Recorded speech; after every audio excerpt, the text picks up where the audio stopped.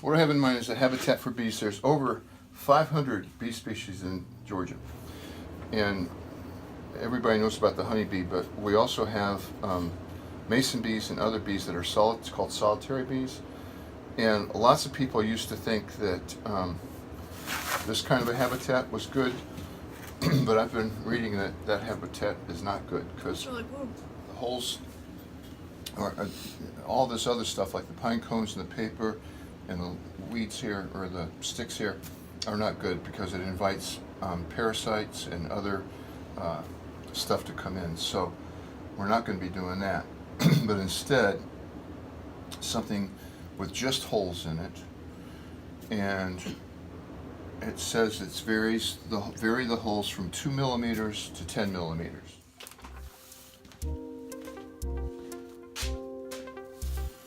About 3 inches. So the holes need to be 3 inches or 3 or more? This needs to be at least 3.5 inches, or 4 inches, or 5 inches.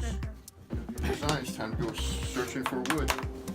There's wood in there, there's wood over here, there's wood back there, something like this.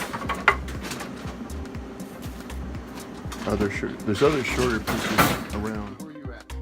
I have my back, and my sides, and my bottom. Where's your back? Be right here. Okay. Alright. And then these are my sides. Okay. Cut in half. Okay. These 3 pieces to be the same size, right? Yeah. This will be the bottom. So now when you go to assemble it, Neither of them will through. see how the front's going to stick out? Neither of them. Oh, I measured this part for the. Right, but look, even if, see it's so you can see it. It's 3/4 of an inch too tall, isn't it? Yeah. Because you didn't account for the back. Neither of these went through. All right, perfect. Okay. Then what you need to do is take your square this direction and make sure it's square across there. And then take your square this direction and make sure it lines up there. And then make it mark. And let's do it on the other side where there's not a lot of marks already. It's not lined up even. All right. I measured it.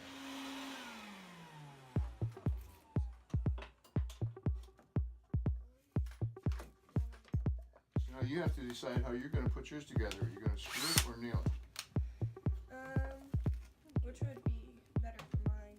We'll use a softer wood, so a nail will go through there real easily, especially if you use the nail gun. Okay, I'll use nails. All right. Do I need to glue it as well? Yep. And then you want to hold the gun perpendicular, press it down, give it one shot. If you hold it this direction, the nail is more likely to come out.